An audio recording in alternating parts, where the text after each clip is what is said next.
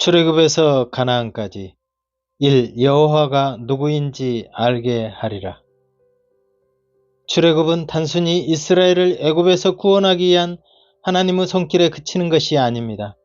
구약 전반에 걸쳐 가장 큰 영향을 미친 것이 출애굽 사건이며 또 예수 탄생 이후 신약 전반에도 출애굽 여정은 그치지 않았고 현재 우리에게도 가나안까지의 하나님 손길은 끝나지 않았습니다. 우리는 출애굽 사건을 통해 성경 전체를 이해할 수 있고 또 신구약을 넘나드는 참된 하나님의 구원 계획은 현재 나의 신앙을 점검할 수 있습니다. 이는 믿는 자들이 걸어가야 할 신앙 여정이기에 옛 출애굽의 기적을 살피며 현재를 거울 삼는 것은 매우 중요합니다. 그런데 이 출애굽 과정에는 내가 가야 할 여정까지도 아주 세심하게 살피지 않는다면 우리는 하나님이 목적하신 바 가나안에 인도되기도 전에 죽고 말 것입니다. 그러므로 출애굽은 단순히 한 민족의 탈출 이야기가 아닌 신학적으로도 큰 의미를 지닌 사건입니다. 하나님은 모세를 통해 이스라엘 백성들을 구출하시며 자신의 능력과 사랑을 드러내십니다. 또한 하나님의 계획이 단순히 탈출에 그치지 않고 광야를 거쳐 약속의 땅으로 인도하는 과정을 더욱 명확히 보여주십니다. 또한 출애굽 사건은 예수 그리스도 구원 예표로도 해석되며 모든 인류를 구원하시는 하나님의 계획을 암시하기도 합니다. 출애굽의 사건은 창세기와 연결됩니다. 아브라함과 그 아들 이삭 그리고 손자 야곱으로 이어지는 그 뿌리의 역사는 야곱과 그 아들들이 가뭄으로 인해 애굽 땅으로 내려가면서 시작됩니다. 그들은 애굽 왕국에서 권력을 잡고 영향력을 행사하고 있던 요셉의 보호 아래 안정된 생활을 하고 살았습니다. 그들은 나일강 동쪽 삼각주 지방의 여러 도시에서 번영하며 평화를 누렸습니다. 그 결과 12 형제의 후손들은 하나님이 약속한 대로 커다란 민족으로 성장했습니다. 애굽 사람들은 그들을 히브리 사람이라고 불렀습니다. 그러다가 애굽 바로가 여러 명 지나가는 시대가 흘러 마침내 요셉을 알지 못하는 새로운 바로가 등극하게 되었습니다. 새 바로는 히브리인들이 애굽을 배반하고 위협할 정도로 거대한 민족으로 성장하자 히브리인들을 노예로 삼아 비돈과 람세스 왕도를 건설하는 데 강제로 집단 동원했습니다. 그래도 히브리 민족의 출산으로 인한 폭발적인 인구 증가를 두려워했던 바로는 히브리인 신생아 남자 아기는 모두 나일강에 빠뜨려 죽이라는 명령을 내렸지요. 그런데 나이든 산파 십부라와 조수인 젊은 산파 부하가 바로 명을 어기고 몰래 남자 아기들을 살려주었고 바로가 추궁하자 십부라는 히브리 여자들은 너무 건강하고 힘이 좋아서 산파가 가기도 전에 아이를 낳아버리니 어쩔 수가 없습니다라고 둘러댔습니다. 그런 위험한 시기에 한 레위 부부가 아들을 낳았습니다. 남편의 이름은 아므람, 아내는 요게벳이었습니다.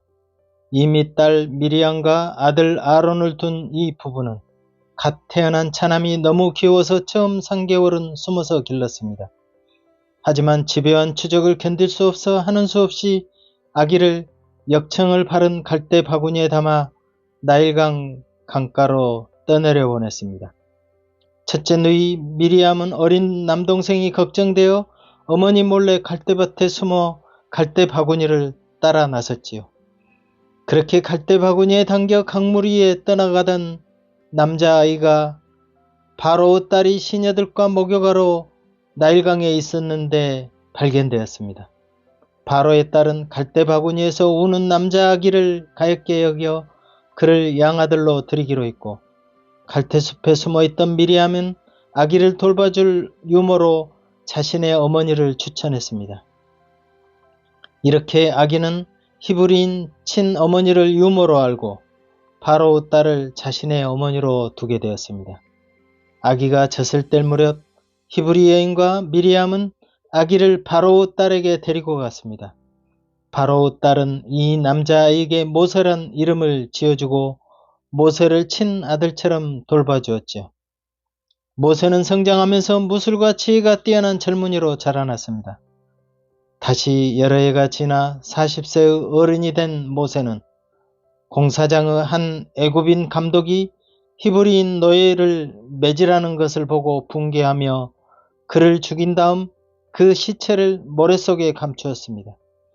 그러나 나중에 두 히브리 사람이 싸우는 것을 막으려 하자 그중 하나가 네가 우리의 재판장이 되려고 하는가? 우리도 죽이려 하는가? 라는 말을 하자 숨겼던 일이 탄로났음을 알고 두려워한 모세는 미디안 땅의 광야로 도망쳤습니다. 이리저리 떠돌다가 이드로란 유목민 족장과 만나게 된 모세는 이드로에게서 히브리인 역사를 듣게 되고 그의 딸 십보라와 결혼하여 아들까지 두며 다시 40년을 보냈습니다. 80세가 되던 해 모세는 호렙산 근처에서 히브리인들을 구출하라는 하나님의 계시를 받고 형 아론과 함께 애굽으로 들어가서 바로에게 민족을 놓아줄 것을 요구합니다. 바로는 당연히 거부하였고 히브리인 노예들의 고통을 더욱 가중하는 조치로 대응했지요. 이로 인해 일이 풀리기는커녕 오히려 고통이 더욱 가중되자 히브리인들은 모세를 원망하였습니다. 모세는 그 일로 한동안 상심하였지만 하나님의 위로로 마음의 짐을 들게 됩니다. 이렇게 바로 고집이 꺾을 기미가 없자 하나님은 재앙을 하나씩 내리기 시작합니다. 이런 재앙은 애굽의 여러 신을 심판하기 위한 것이며 또 바로와 애굽 사람들이 하나님을 알게 하기 위함이었습니다. 출애굽기 7장 3절부터 5절 내가 바로의 마음을 강팍케 하고 나의 표징과 나의 이적을 애굽 땅에 많이 행하겠지만 바로가 너희를 듣지 아니할 터인즉 내가 내 손을 애굽에 더하여 여러 큰 재앙을 내리고 내 군대 내 백성 이스라엘 자손을 그 땅에서 인도하여 낼지라. 내가 내 손을 애굽 위에 펴서 이스라엘 자손을 그 땅에서 인도하여 낼 때에야 애굽 사람이 나를 여호와인 줄 알리라.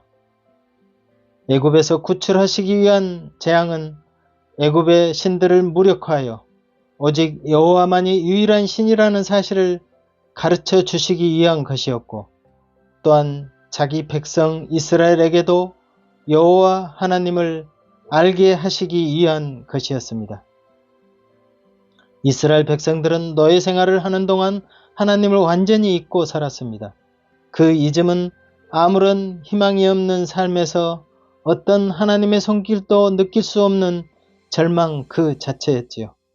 그러나 모세로 인해 하나님의 구원 희망은 시작되었습니다.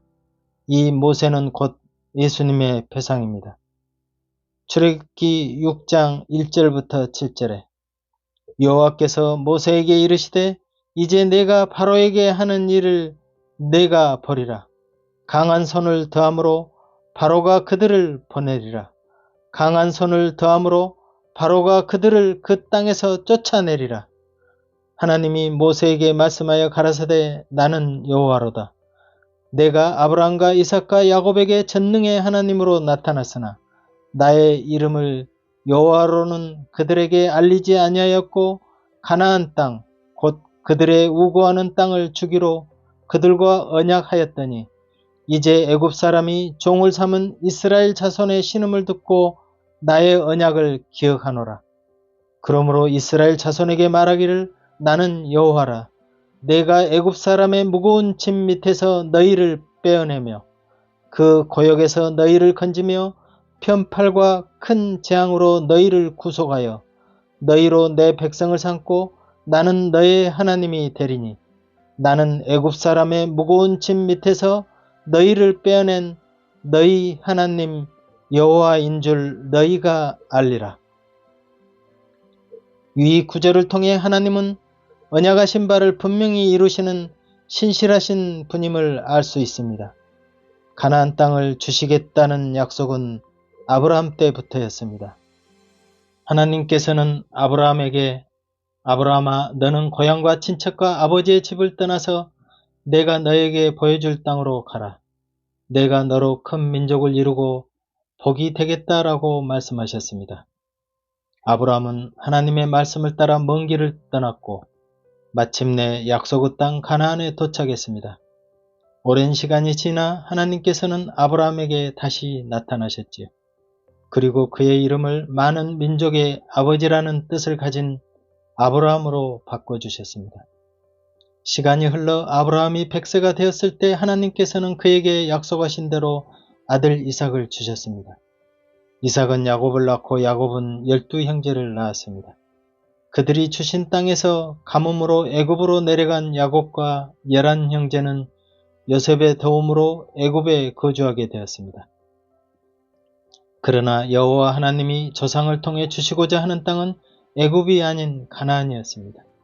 이는 창세기 15장 13절에 여호와께서 아브라함에게 이르시되 너는 정령이 알라. 내 자손이 이방에서 객이 되어 그들을 섬기겠고 그들은 400년 동안 내 자손을 괴롭게 하리니 그 섬기는 나라를 내가 징치할지며 그 후에 내 자손이 큰 재물을 이끌고 나오리라. 너는 장수하다가 평안히 조상에게로 돌아가 장사될 것이요 내 자손이 4대 만에 이 땅에 돌아오리니 이는 아모리 족속의 제약이 아직 관영치 아니함이니라. 창세기 15장 13절부터 16절. 하나님은 자신의 백성을 가나안으로 이끄시겠다는 언약을 그대로 지키시는 신실하신 분임을 깊이 되새겨야 합니다. 그의 언약은 일관된 역사를 통해 이루어 가십니다. 지금 현실을 사는 우리에게도 하나님의 언약은 변치 않고 이어가십니다. 이처럼 우리는 하나님을 제대로 알아야 하지만 예전이나 지금이나 하나님을 부정하고 하나님의 정체를 전혀 모르고 살아왔습니다. 또 세상의 굴레 속에 얽혀 죄된 노예 생활을 오히려 즐겨하며 자신이 어떤 상태인지도 모르며 지냈습니다. 그리고 이스라엘 백성들은 스스로 뭉쳐 혁명하거나 무장을 해서 애굽을 쳐부수어 해방을 찾을 힘이 도저히 없듯이 우리 또한 죄의 굴레에서 결코 벗어나지 못한 상태였습니다.